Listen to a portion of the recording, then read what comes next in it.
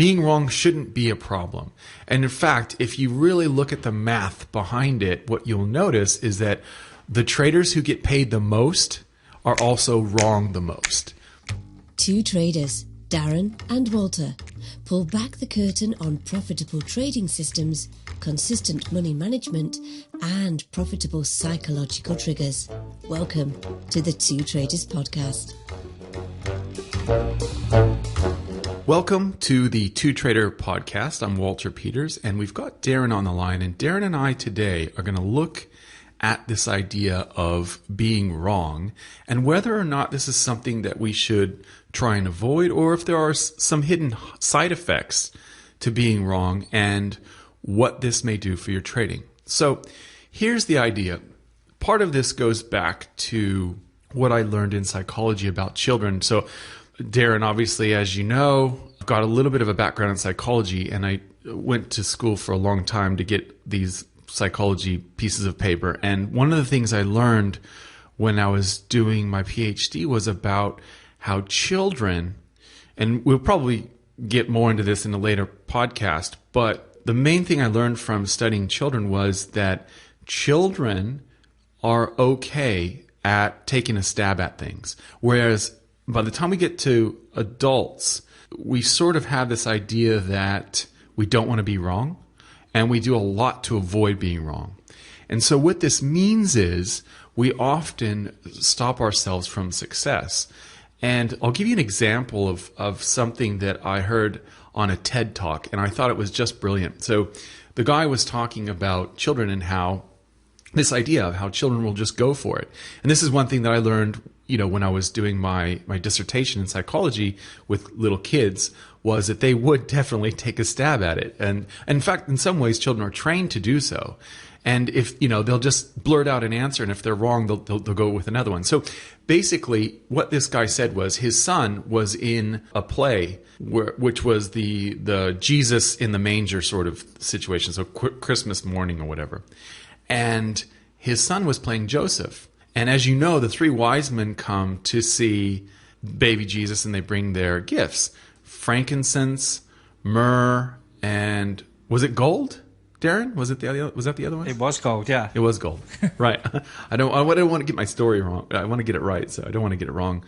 So the three wise men show up with frankincense, myrrh, and gold. And so the first wise man comes up and says, "I've come to bring you gold." And the second wise man comes up and says, "I've come to bring you frankincense." So as the story goes, of course, the three wise men come bearing gifts. Now, what happened during the play was the little kids got the out of order. So they messed up the order. So I think the way that it's supposed to go is one brings myrrh, one brings frankincense, and the final wise man brings gold. But they got it out of script. And so what instead happened was the first wise man showed up and said, "I've come to bring you myrrh." And he gives them Joseph and Mary and baby Jesus myrrh. And the second wise man comes over and says, "I've come to give you gold." And then finally, the third wise man shows up and says, "Frank sent us." So of course the kids got it messed up and forgot that it was frankincense and not Frank sent us. But the idea here is that the kids took a stab at it, and they will go for it, and that's some of the reason behind that is why as adults we lose our creativity. And you hear people say things like, "I used to be really good at drawing and now I'm no good at it. When I was a kid, I was good at this," or whatever. It's not really, I don't think, that we were better at it back then, but back then we didn't care about being wrong. And I think this extends to trading, Darren. And here's why I think this is true. I think that as traders, it's clear that the most profitable systems in trading are mathematically, if you just look at it objectively, are those in the case that you are often wrong. In fact, much more often wrong than not. And yet, as traders, and myself included, we're much more drawn to those strategies that enable us to be right most of the time. And in fact, some traders will argue with you, as long as they're right more than they're wrong, they're going to make money. Which of course is not really, it's sort of missing the picture, which is it's all about risk management. It's all about what you're risking and what you're getting and that interaction with how often you're correct. So I think that this idea of being wrong is something that drives us towards certain trading systems. Again, I'm not immune to this. I do the exact same thing because I know psychologically I prefer to be right. But my question for you, Darren, is if we were looking at things slightly differently, maybe from a child's point of view, where we're okay with the idea of being wrong, would we make more money? And what are the implications of that? Can we change our thinking so that we're okay with being wrong more often? So these are the sorts of things that I think about when I think about, can traders adopt a different mentality and allow themselves to be wrong?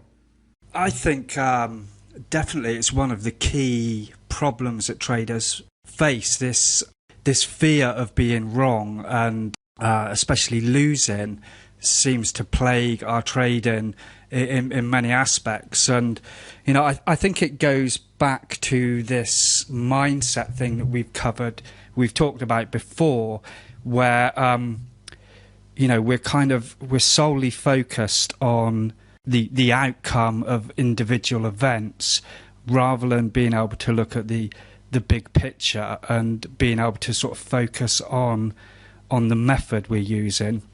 And, you know, we'll go away and test a system, back test it for hours to see that it's profitable.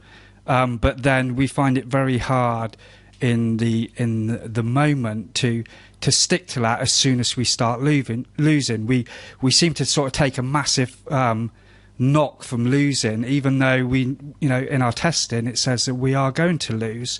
And, you know, what's interesting for me is something must happen between that period of being a child and an adult where we obtain that fear of being wrong. And I think it's about being judged by other people and being sort of marked down and our own sort of self-worth. And, you know, so somewhere we're having that ability to have that sort of growth mindset drilled out of us. And I think a lot of it comes from the way that we're educated and how we're brought up. And I think we're kind of taught it's all about winning, isn't it? And it's not about whether you did everything you should, but, you know, you came in 5th place or something. It's not about that. It's about, you know, winning a medal, being 1st, 2nd or 3rd, and, you know, nothing else matters. It's about getting an A in math. It's about excelling in something, and it's about success and not mastery. And, you know, what we should be focusing on is, it's not about being right. It's about being able to have those near misses and come back every day and persevere until you get it right. You know, I think that is kind of, it's drilled into us as we grow up. I agree. I think you've nailed it. I think what happens is basically they break us down, don't they? I mean, that's what schooling is all about. They teach you what the rules are, how to grow inside a certain box. So you get a little bit of leeway, but you're not really meant to get out of that box. And I think that what you're talking about is sort of also the reason why we lose our creativity. It's interesting to me that I've heard from 2 traders, okay, in the last year, and one trader told me how amazing trading is because you can be so creative with it, and you can pull things together and, you know, snap them together, and they're like Legos, and you can snap them together and create whatever you want, and there's so much creativity available. And then another trader just recently contacted me and said, you know, really trading, there isn't really much you can do in trading. It's very restricted. You know, there's only moving averages and this and that. And so you have 2 different perspectives, 2 different traders seeing the exact same thing, which is, how am I going to build this system? And they approach it so differently. And I strongly believe that the reason why we lose our creativity, that most of us have an abundance of, putting things together, creating new ideas, because we're not afraid to be wrong. We're not afraid to be wrong, so we'll go ahead and have a go at it. And then when we get older, we learn, well, you don't want to do that because you don't want to be wrong.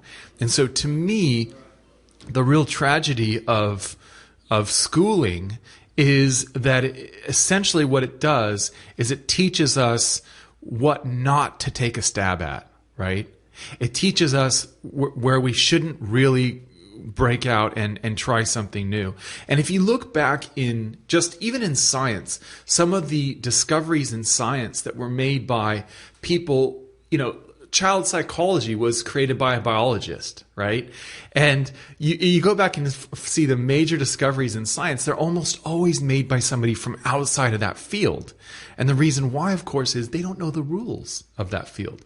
And I think trading's the same way. I think what you're talking about, Darren, is true. We need to get to the point where it's okay if we are wrong, and it's okay to try and test things. For example, most of the things that I test in Forex Tester just don't work, and they fall by the wayside, and they don't go any further than Forex Tester. Occasionally, things will make it out of there and into a demo account, and sometimes those don't even work. But I guess the point is, what I'm trying to do is be creative and look at things from a different way. Why use a moving average as a signal for an entry when you could use it as your trailing exit? Things like this. These are the sorts of things that I would encourage you to do. And certainly, if you look at other fields like sales, some of the best salespeople on the planet will tell you that one of their secrets to their success is understanding that every time they get a no from somebody, that just means they're closer to a yes. Right?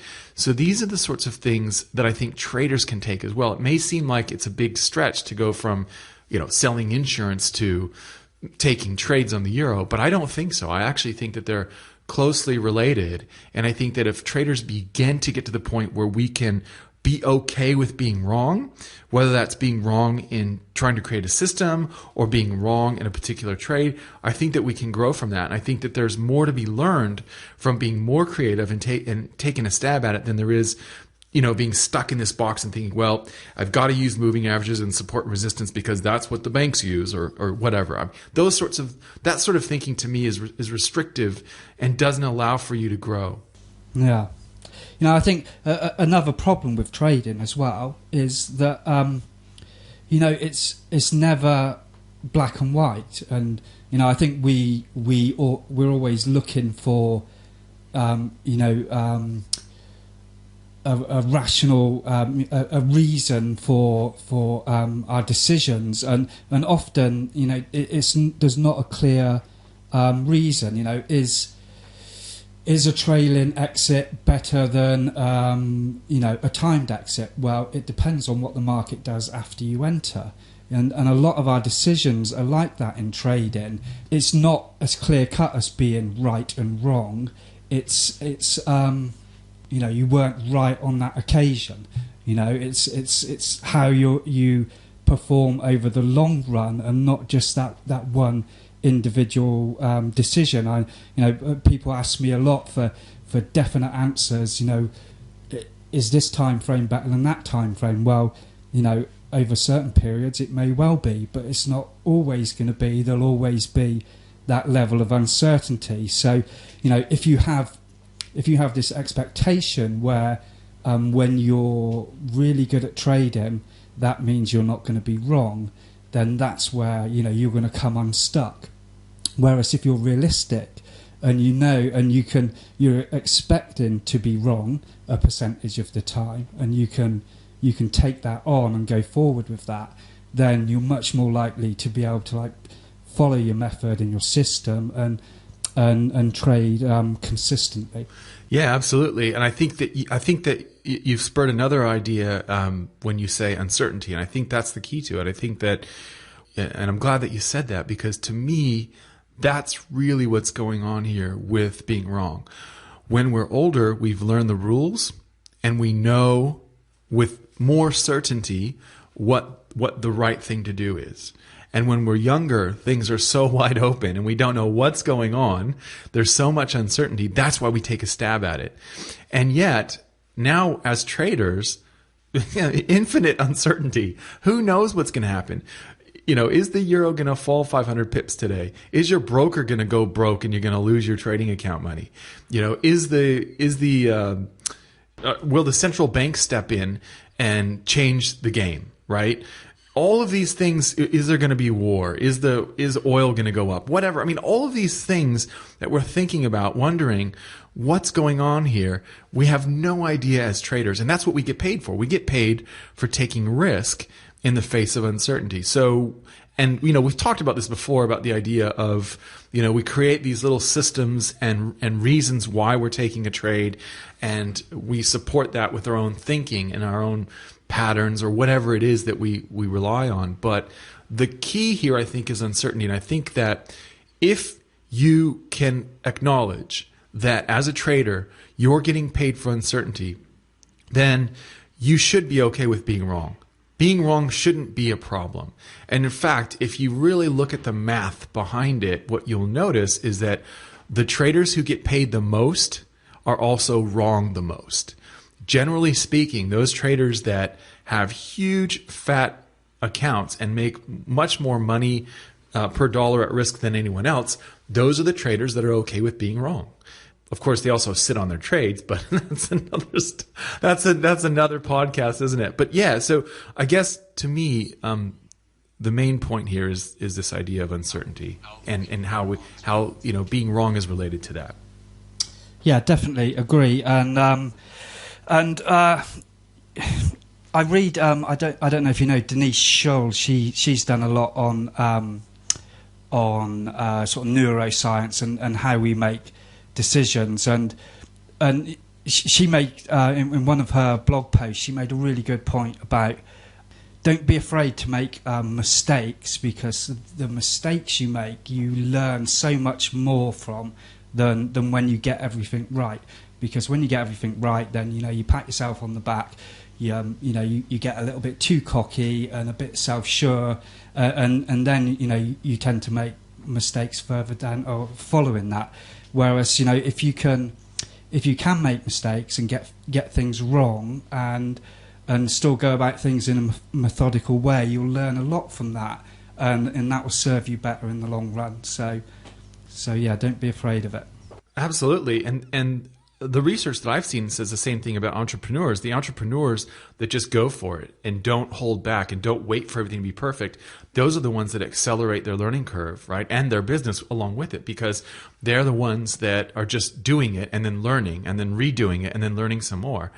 One of the things that struck me about reading some of the market wizards is how those traders often can point back to an early trade where they made a huge mistake, and that was sort of the catalyst for them to change their whole approach to trading, and that set them along the right path. Now, contrast that to myself, where the first night that my friend and I traded Forex back in, I think it was 2000, we tripled our account the first night, and that was the worst thing that could have happened. It was the absolute worst thing that could have happened, because it set me off on 4 years of failure. But it's just one of those things that I guess I had to learn my lesson the slow way. But I really wish that we would have lost our account that night instead of tripling it. We did lose our account about a week later, but that was a different story. So Darren, I guess if we're listening to this podcast and you think, okay, that makes sense, I understand, I want to be able to embrace uncertainty and be okay with being wrong. I don't think that necessarily means that for a listener here that you need to change your trading system. I think it just means you need to look at things a little bit differently, because you do learn a lot from your losses. Your losses are going to teach you a lot. Being wrong is going to teach you a lot. Being wrong about developing a system will teach you a lot. You think that it's like, for example, when I first started testing systems, I thought that the entry was the most important thing. Now I've come to believe that psychology, position management, and then exits, probably in that order, are the most important thing, and that the entries can literally be random. The entries, I believe that anyone can take a coin as an entry system, flip it heads, tails, and make money. I really believe that. In fact, I've gotten to the point now where I've said this enough. I need to, and enough students have done it, that I need to go ahead and set up an account and just do it so that people can see this, because it's true. And so I guess what I'm saying is, if you're listening to this podcast and you think, that makes sense to me, I understand this idea, but how do I embrace it? What I would suggest to you is that perhaps one way of attempting to be wrong more often, is just to give it a go. Even if it's just in Forex Tester, test an idea that seems crazy to you. Or like the idea that I just gave you, which is, who cares about why you're entering the market, why you're buying or selling, but instead focus all of your energy on the exit, right? Something like that, where the entry literally doesn't matter. You could also do things like, instead of using, like, for example, some people say, well, I'm not going to trade when the news comes out, right?